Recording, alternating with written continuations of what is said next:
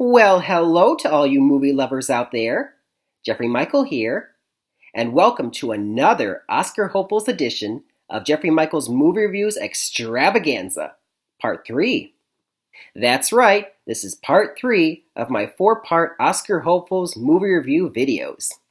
And I'm happy to say that the time of making this video, the Oscar nominations have come out. Yay!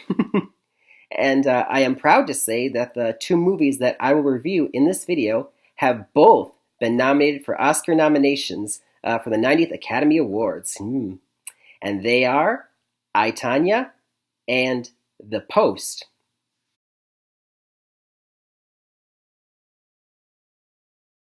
The first Oscar-nominated film that I will review is I, Tonya, rated R. It stars Margot Robbie, Sebastian Stan, Alison Janney, and was directed by Craig Gillespie, who brought you such films as Lars and the Real Girl, $1 Million Arm, and The Finest Hours. Now, I, Tonya, of course, is based on the life of U.S. figure skater Tonya Harding, and of course, the incident, as everyone knows it by now, otherwise known as the whack heard round the world, when in 1994, fellow figure skater Nancy Kerrigan was hit with a baton and almost hurt her knee. But more on that in a bit. First, I'd like to talk about the history of this movie. Screenwriter Stephen Rogers saw Tonya Harding in a documentary, and he wanted to make a movie about her.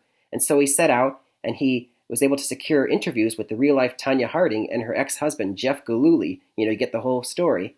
And what he found was that their stories were wildly contradicting. They both recalled the events much differently from each other. And he's like, so what's the real truth here? But then a light bulb moment, oh, this is my movie. And so actually the movie starts off as a mockumentary where Tonya Harding, played by Margot Robbie, Jeff Gillooly, played by Sebastian Stan, and Tonya Harding's mother, Lavona, played by Alison Janney, all three of them are being interviewed, like faux interviews, where then they recall the whole story from beginning to end. And you find out that Tonya Harding, as a little girl, she loved figure skating, and she competed really hard to be the best. And she had the kind of mother that, most mothers would be like, oh, you're skating so well, I'm so proud of you, honey. Whereas Lavona, she was more, stop talking to that girl, she's your competition. And what are you doing getting off? Get back on that ice, you're not done skating. You're going to be the best, and I'm going to make sure that you are. Yeah, that kind. She was cold and dominating and very abusive. I mean, the real-life Lavona insists, I never hit her. I did one time with a hairbrush, even though you can pretty much tell, no, she was definitely an abusive mom. And that's kind of the sad beginning of the life of Tonya Harding. She was raised white trash neighborhood, white trash family, and she didn't go to school, dropped out because she had to focus on her figure skating career. That was sad, too. And at age 15, at one of her skating practices, she met Jeff Gillooly. And, young love when you're a teenager.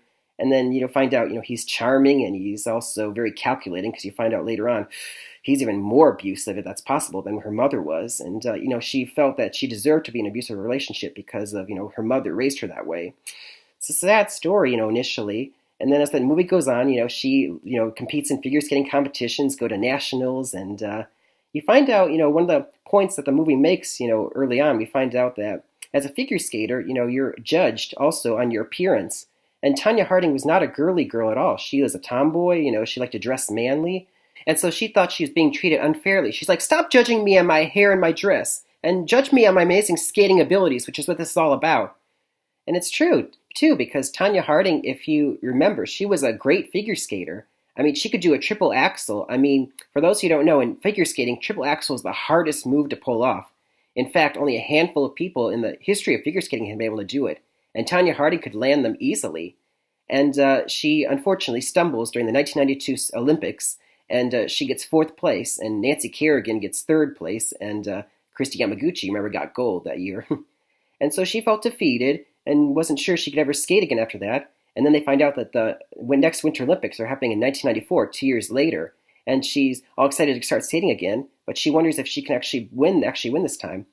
And it's at that point that the movie leads up to the actual incident, if you recall, where her husband, Jeff Gillooly, and his best friend, Sean Eckhart, they both conspire. What if we send a threatening letter to Nancy, throw her off her game, it's a death threat. And, she heard about this, like, I don't know about that. That's all, she swears that's the only part of the story that she recalls that they did send a threatening letter. But then Sean Eckhart wants to go further. he hires two inept crooks, and then the crook decides on January the 6th, 1994, at the Cobo Arena in Detroit. I didn't know what happened in Detroit. Did you know what happened in Detroit? That was something I learned. And Nancy Kerrigan had just finished practicing, and that evil crook, he went up to where she was standing off the side and smacked her leg with a baton. And then you all remember the incident. Why? Why? I mean, you all remember that from the infamous cry. And so, of course, this is now turns into a whole media outlet. That's another point that the movie makes, is how much the media likes to blow up a story. You have this sweet, innocent princess everyone loves, Nancy Kerrigan, and you have the evil villain, Tonya Harding. How much did she know about this incident? I mean, that's what the FBI and all the courts want to know. I mean, how much did she know about what was going to go on? Did she know that they were going to attack her? And all this leads up to the 1994 Olympics, where they all compete. And I'm not going to spoil, what happens up happening.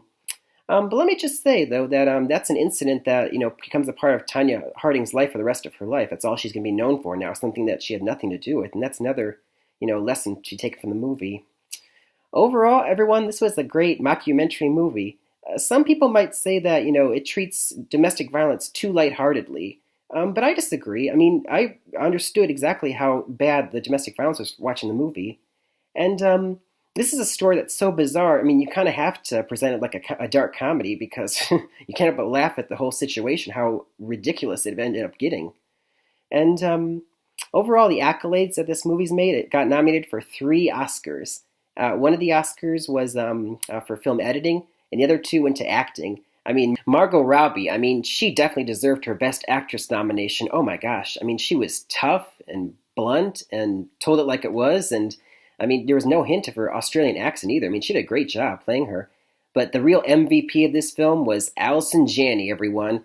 Oh my gosh. She was pitch perfect. She pretty much stole the spotlight as the dominating, abusive mother, cold and evil. And oh my, you just really wanted to hate her so badly.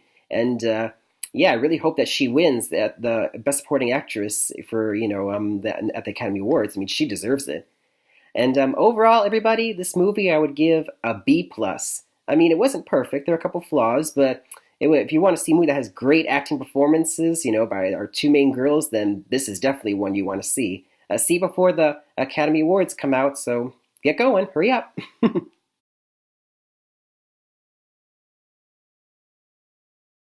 So the other Oscar-nominated film that I will review in this video is The Post, rated PG-13. It stars Meryl Streep and Tom Hanks, and was directed by Steven Spielberg, who brought you such films as, well, at this point, if I have to tell you what films that Spielberg has done, the greatest director of our time, you have not seen a single movie, period, so I can't help you. Anyway, The Post is based on a true story that took place in the early 70s. Several years before the 70s, actually, the government had secrets about the Vietnam War that goes back to the Truman administration. It turns out that the government knew that the Vietnam War was just not going to be a success, and yet they still insisted on pouring more money and sending more troops over who died, and they knew about this and they covered it up. And so in 1966, an analyst inside the government named Daniel Ellsberg is horrified by these secrets, and so he makes photocopies of classified reports, and over time he leaks them to the New York Times. Now, while all this is happening, over at the Washington Post, Katharine Graham, played by Meryl Streep, has just been named the first female publisher of the Washington Post, or rather, any major newspaper anyway at the time. And the Post has been her family for years, and she lacks confidence in her abilities. She's not sure if she can pull it off, especially when she's being constantly undermined and overruled by men who work beneath her, including her editor-in-chief, Ben Bradlee, played with verve by Tom Hanks. And meanwhile, back at the New York Times, they find that they haven't published articles in a while, and they're wondering, are they planning something big? And they wonder, are they trying to, blast us, the Post? And it turns out they're actually leaking a series of those government secrets that I was talking about earlier. And of course, a court injunction by the government blocks these series from coming out, and a lawsuit's about to happen. Meanwhile, the Post tracks down Ellsberg, and he manages to give those same secrets to them. And so now they have these government classified reports, and they're wondering throughout the movie, should we look to go through them? And they wonder if should we post what we've found? I mean, it comes to the climax of the movie where they have a choice to make. They know that if they do publish these papers, Pentagon Papers they're called, then they are going to trial. And if they lose this trial, then the newspaper and her family's legacy, Catherine Graham, is destroyed. And if the trial is a success, though, then they will establish themselves as the premier like newspaper institution that they are, the Post. And you wonder back and forth: are they going to do it? Are they going to do it? And as history knows it, yes, she decides the pros far outweigh the cons. And of course they do, and they go to court. But then every newspaper around the country is now doing it. And so now it comes to a head where the New York Times and the Post are going to the Supreme Court. I'll go this, if you know your history, everybody. In 1971, there was the big Supreme Court decision, the New York Times versus the United States, where they pleaded that their First Amendment rights were being violated and they deserve to give the truth to the people who deserve to know what their government's doing. And I'm not going to spoil the end results, but I will say, though, that after that, Nixon barred the Washington Post from ever bringing reporters to his place, the White House again. And I kind of just start by saying that this movie could not be more relevant to our times. I mean, even though the film was filmed before the 2016 presidential election, I mean, right now that's being released, it could not be more timely. I mean, the idea that in this era of fake news and and how are you trying to discredit the free press? Sounding familiar there? And barring, reports and, certain reporters from going to the White House. I mean, all sound familiar here. Also, there's a scene in the movie where Catherine Graham goes to a meeting and she's surrounded by a sea of white men. Sound familiar there too? And there's an important message toward the end of the film by Catherine Graham that pretty much sums up the movie. We are far from perfect, and we don't always get it right. But it is our job to protect the free speech and the First Amendment rights of the people, and to keep those in power in check.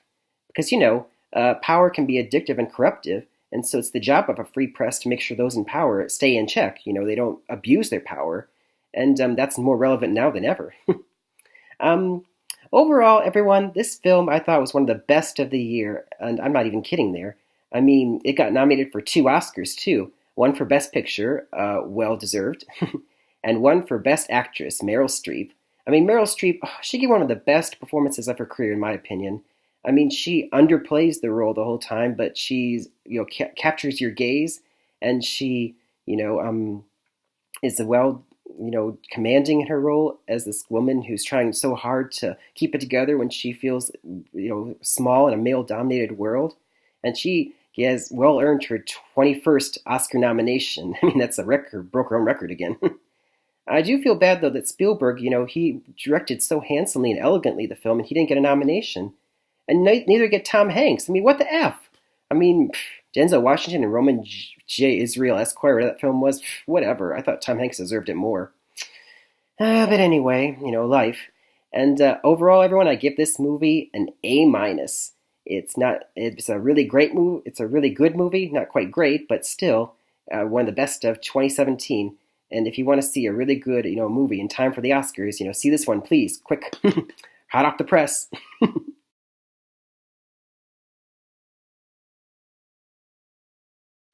Extra, extra, read all about it. This recap, hot off the press.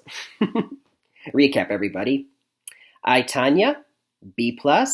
Well done film with great performances by Margot Robbie and Allison Janney that tells the somewhat true life story of Tonya Harding. Skate your way into theaters with this one quickly. And finally, The Post, A-. Handsomely directed film by Steven Spielberg with great performances by Meryl Streep and Tom Hanks that tells a true life story that's more relevant now than ever. See this one quickly. It's one of the best of the year, and get it hot off the press. Enough of that. And that'll do it for another Oscar Hopefuls edition of Jeffrey Michaels Movie Reviews Extravaganza. Until next time, happy movie watching, everybody, and stay tuned for the 4th and final part of my Oscar Hopefuls movie review videos. Stay tuned.